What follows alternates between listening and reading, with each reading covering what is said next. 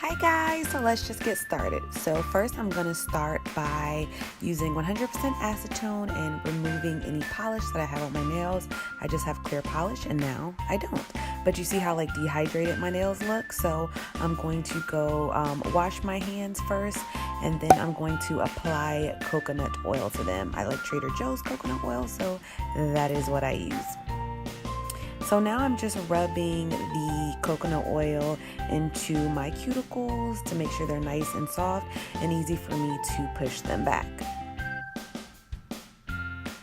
Okay, so now I'm just pushing the cuticles back, and everything I used, I'll link it in the description box below, but I'm just going through and pushing my cuticles back. I do not cut my cuticles, so I just like to push them back. Oh, and I also completely forgot to mention, I put SPF on my hands before I put them under the UV light. The reason I do that is, I don't know if you guys can tell, you should be able to tell, but I have vitiligo and I have it on my hands also, so I don't want to have any excessive UV exposure to the parts that have no pigment in it, because that's no bueno for vitiligo. Okay, now that I have my cuticles nice and pushed back, I'm going to go wash my hands with my favorite hand scrub and also make sure that my nail beds are thoroughly cleaned off with the oil's not on there anymore. So now I'm going in with a buffer. I only like to use a buffing block for this. I don't like to use a nail file. And I'm taking the least abrasive side of the buffing block and I'm going over the top of my nail just to make it a little bit abrasive, but not so much so that you would actually damage the nail. It should be a little bit rough to the touch, but not like in shambles. You know what I mean?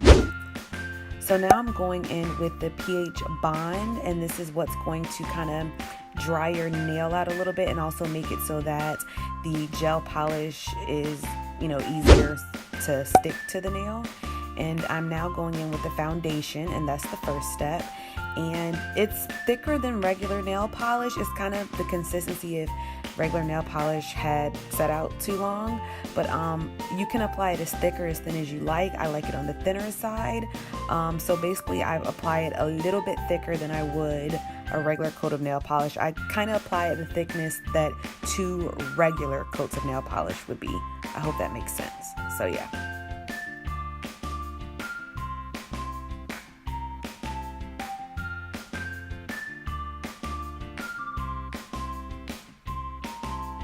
And now I just like to tap my fingers a little bit to make sure that the polish is on there smoothly, because sometimes you can get lumps.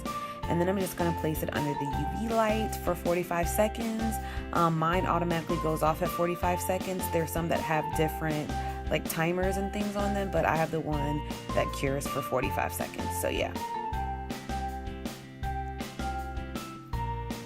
And then I'm going to do the same thing to my thumb. The way I do it and the way I find it easiest is I do my 4, regular fingers.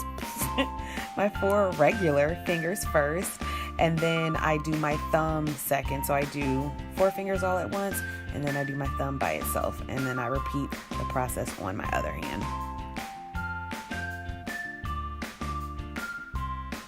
And I'm just going around making sure it's nice and smooth. My thumb, of course, is the largest nail, so I like to make sure it's nice and smooth because it's easier to mess that one up because you have more surface area to mess up, And just gonna put that up under there for 45 seconds. Okay, now here I'm using the Top It Off. This is gonna be kind of like your seal, and this is more like the consistency of regular polish. It's very thin, so be careful, it can run, and if it runs and you set your hand up under the UV light, it's going to harden on your skin and it's going to make it easier for the gel polish to lift. So I'm just going to go ahead and then cure that again for 45 seconds. And now you can see it looks kind of greasy. It looks more greasy than glossy. That's because the gel polish has a sticky coat on top, and the way you get that off is with isopropyl alcohol, and it literally comes right off and leaves your hands leaves your fingernails super shiny, but without that tacky, gooey weirdness. And now I'm just going to file and shape my nails to my liking. I like to file and shape them after I put the polish on. And it's just because the polish kind of changes the shape of your nail a little bit. It makes them more rounded, and I don't like my nails so rounded, so I like to file afterwards. And here I'm just showing you how thin they are. You barely can tell I have anything on them. And the reason I paint them thin is because I like to do 2 or 3 coats of regular polish. So here I'm taking regular cheap beauty supply store nail polish and I'm applying it on top. Now normally I would just do 2 coats of a solid color, but here I'm showing you guys how I get my natural looking nails.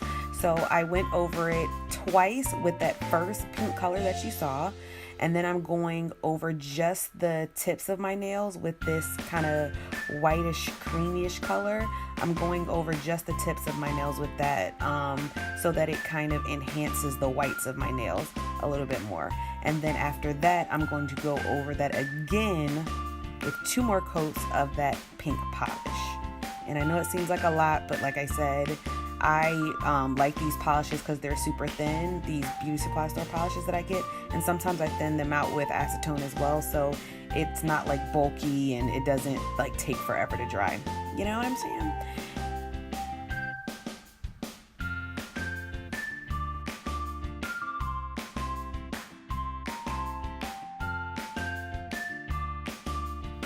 And now I'm going over it with the clear top coat, and you guys be wary of using this with the fan on because it dries so fast that it can cake up. So yeah, don't use this with the fan on or like outside because this stuff dries crazy fast.